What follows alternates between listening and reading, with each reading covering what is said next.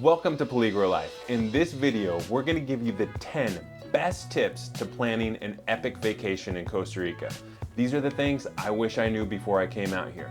So don't forget to like and subscribe, and hey, maybe you'll like your trip in Costa Rica so much you'll end up staying here forever, just like I did. Number 1, getting into the country. This is the first and most important step to starting an amazing adventure in Costa Rica. So when you come into either Liberia or San Jose international airports, you're gonna need to be prepared with a few things. Make sure your passport is not expiring in the time or even close to the time that you're gonna be here. Realize they're gonna ask for an exit ticket, so they wanna see that you're leaving the country as well. They're also gonna ask where you're staying. This doesn't have to be your whole trip. Just give them the first hotel that you're staying at and just have that address ready to go. Maybe screenshot it so you can show the person. As soon as you land and get into the airport, there's free Wi-Fi, so don't worry about being connected. There's also a ton of international plans, electronic SIM cards, and even local SIM cards if you need to stay connected immediately. Number 2, transportation. Costa Rica has a ton of ways to get around the country, and you've got to choose what's going to work best for you and your budget. Public transportation does exist. There's trains to get around the city, there's buses to get around the city, and even buses that'll take you on larger, longer trips. There's a lot of good shuttle options all around the country, and so this is really good if you're traveling by yourself or you don't want to take on navigating the bus stops or the roads by yourself. You can also hire a driver. This works really great if you have a big group or if you just want the comfort and ease of having somebody who knows the country. Remember, Uber does work here, so especially in the bigger cities, you're gonna have a lot of Uber options for those short trips. Of course, there are certified taxis, but this option tends to be a little bit more pricier because of the convenience. In most of the major tourist hubs, there's regional airports that you can take a domestic flight directly to the spot you're trying to get to. This can save you time, but realize that you're limited on the amount of luggage that you can bring. You can even hop on a ferry to get to one of the 2 peninsulas, which is a really fun way to see Costa Rica by sea. If you're like me and want to have the freedom to go wherever you want, renting a car is a great option. Just be ready for these things. Always book directly through the rental car agency itself. This allows you better control of mishaps, of miscommunication, or surprise charges. Third-party liability insurance, or terceros, is mandatory by the government in Costa Rica. So you have to have this one, and it's not an upsell if you see it come up. You also might be able to save some money if your credit card has free general liability insurance internationally. This is going to be something that you're going to request from your bank ahead of time, and they'll send you with a PDF that's valid for 90 days that shows that you have the coverage that you need to check that box and save some money. When renting a car, a 4-wheel drive is nice if you're going to go to really remote areas, but it's not needed if you're going to be hanging around the major touristy hubs. Traffic is a real thing here. If you choose the wrong hour of the day to cross through the city, you're going to be stuck in traffic forever. Or worse, you might get caught behind a landslide if it's a really rainy day and you're crossing somewhere super remote. So always plan ahead. Download Waze, Google Maps offline. These are great resources to have because they'll take you around the traffic if you're getting that live data. Number 3, choosing your vibe. Costa Rica has everything, but it doesn't have everything everywhere. So it's really important to choose the activities that you're looking to do in the spots that have those activities available. Are you looking for nightlife and really good restaurants or maybe museums? That's gonna take you more to the city. Or do you wanna get out and relax and go to the private beaches where there's nobody and just gorgeous views? That's gonna put you somewhere a little bit more remote. You might be thinking of taking the family and so going somewhere that's family friendly, or you could be like us and take your dog everywhere and wanna go somewhere that's pet friendly. These are all things that you should definitely take into consideration just to make sure you're getting the activities that you want. Just to name a few of the awesome things you can do here, you can go whitewater rafting, do zip lining, doing rappel in a waterfall, checking out all the beautiful national parks. Animals are everywhere. Maybe you want to go fishing. Maybe you want to go scuba diving or snorkeling. Maybe you just want to go to some of the most remote beaches and relax. Or who knows, a hot spring on a volcano could always be a fun time too. Number 4, what to bring. You can pretty much find anything that you need in one of the major cities or the big tourist hubs. Keep in mind, you're coming to a tropical climate. More often than not, it's going to be warm and it might rain on you, so bring what you need to be comfortable. Have some hiking shoes, have sandals of course, lots of shorts, lots of breathable shirts. Bathing suits are definitely a must. And then if you're thinking you want to go out, maybe 1 or 2 pairs of clothes to go out in, but honestly, most people just live in sandals and shorts out here, so you don't really need to overpack with those things. Something else that you want to bring from your home country is sunscreen and bug spray. This can be really expensive down here, but it is still available if you forget it. It's really important to think about how much you're going to move as well and how much luggage you really want to be hauling around. So traveling light and small makes things really easy. And if you're going to be traveling by bus and you're like me and you have a surfboard, they might charge you extra because that surfboard is big and bulky.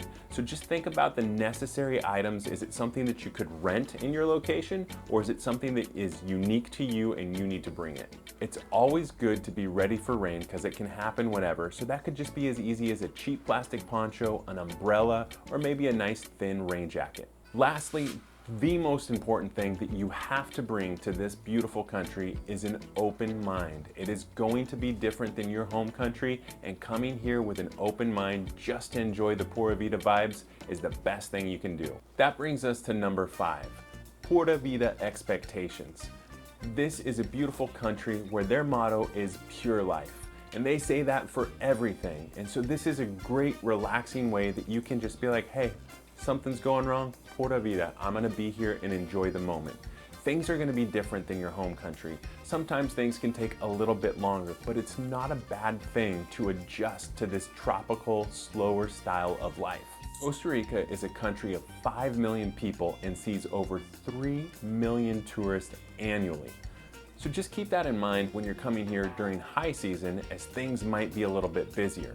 Ticos are generally very well educated and most will speak multiple languages.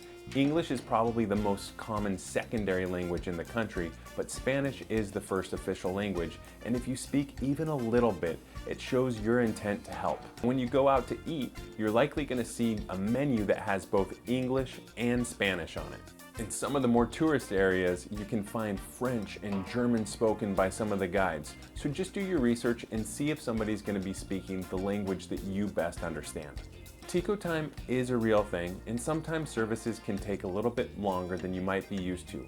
That is completely fine. That's when you just order another drink, relax, and realize you're in a tropical paradise. If you're driving around the country, 2 things you're going to notice is that you're probably going to get stuck in traffic and the roads can be quite bumpy. So literally prepare yourself for a bumpy ride and make sure you have basic things like food and water in case something takes a little bit more time. Also, something that catches a lot of foreigners by surprise is that sometimes you have to throw your toilet paper in a wastebasket. Not all plumbing systems can handle the toilet paper, but usually in more modern and newer buildings, they've built a septic system or a sewer system that can handle it. Just look for a sign, it's really not that hard to do.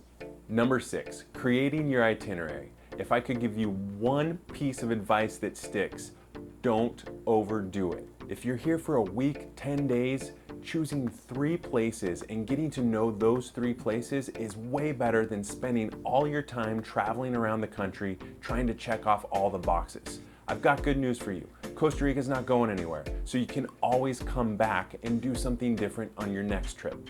Really focus on the things that are important to you and find where those major hubs are, and then limit your time transferring. If you are trying to bounce around the country in any kind of long distance, it typically takes the whole day, so just be prepared for losing a full day of travel to transfer. Another pro tip, just make a logical route in the areas you're trying to get. Crossing through the city of San Jose is where there's the most traffic, so just plan any trips that are going from East Coast to West Coast or vice versa. With that in mind, I always recommend that you stay close to the airport on your first day and your last day so you can account for any surprises. If nothing else, you definitely want to be close by on your last day in the country because sometimes it can take a long time to get to that airport. Number 7, lodging. There's a ton of different options between hotels, resorts, camping, glamping, cabinas, Airbnbs, and even eco-lodges. So you have to do some research and find out what you want. I've personally found that Airbnbs and VRBOs are my favorite for quality and price. When booking a place, I always like to make sure it has everything I need. Is it close to somewhere that I want to be with adventures, beach, rainforest? Does it have easy access that I can actually get there? Or do I have to crawl up a 4x4 road on the side of a mountain? Does it have private parking, covered parking, or behind a gate? Does the house have Wi-Fi, hot water, AC, a pool, or a kitchen? Most importantly, how are the reviews? Is this place clean? Is the host responsive? Number 8, safety. Costa Rica is extremely safe. Yes, you can drink the water. You can even call 911 in an emergency and be connected with first responders. Most of my safety advice is not specific just to Costa Rica and can apply all over the world. Don't leave your valuables in plain sight or even a locked car. These are easy areas to snatch and grab.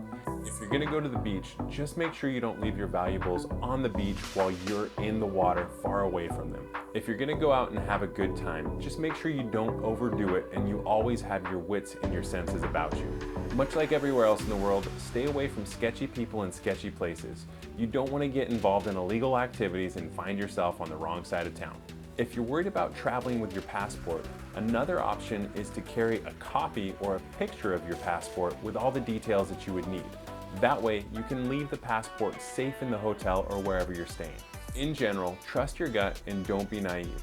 All you have to do is follow those same principles that keep you safe in your home country so that you're not in a bad situation here. Number 9, prices. Costa Rica is the most expensive country in Central America, but there's a reason. It's worth it. It's stable, it's safe, and it has all the amenities and attractions that you could possibly need. The local currency here is colones, and right now $1 US is about 515 colones. Something to keep in mind here is that a 13% sales tax and 10% service charge are automatically going to be added on to any food bill. They should say on a menu if this is not already included in the price. It's something that you might want to consider because you don't need to leave an additional tip unless that experience was mind-blowing. So how much is this trip going to set you back? I've made a list with some of the typical cost of goods and services. Lodging is typically between $75 and $200 a night. Food is about $10 to $20 a person per meal, and drinks are usually around $3 to $5. Adventures like hiking and guided services are typically around $50 to $100, but can be more expensive depending on how elaborate the experience. A rental car runs between $40 and $150 a day. Shuttles are $60 one way. Regional flights are typically $240 one way. Seasonal pricing is real, and if you come during December through March, you might find that lodging is way higher than normal. Here's what it typically costs for a week to a 10-day stay in Costa Rica. If you're backpacking, it'll be between $500 and $1,000. If you're traveling as a couple and you're staying in Airbnbs, you can expect to spend about $2,000 to $4,000. If you're traveling as a family and doing a lot of adventures, I would be ready to spend $4,000 to $6,000. And mind you, these prices don't include the plane ticket. Number 10, the question that I get asked most often. When should I plan my trip out to Costa Rica? Honestly, there's not a single bad season. Most people will tell you there's a dry season from December through March, and the rest of the year is the rainy season. The weather doesn't really care about the titles of the season. It can be rainy or sunny any time of the year. In the off season, a little bit of afternoon rain after a whole morning of sunshine is pretty cool to enjoy cheaper prices in less crowded areas. November is definitely the rainiest month out of the year. In the Caribbean, September and October are amazing times to go with less rain and super calm waves. Guanacaste tends to be a drier region and usually has more sun and less rain than the southern part of the country. If you're coming here to see things like whales or sea turtles, there's specific seasons to those animals as well, and you just want to do a little bit of research to make sure you plan your trip at the right time to see what you want.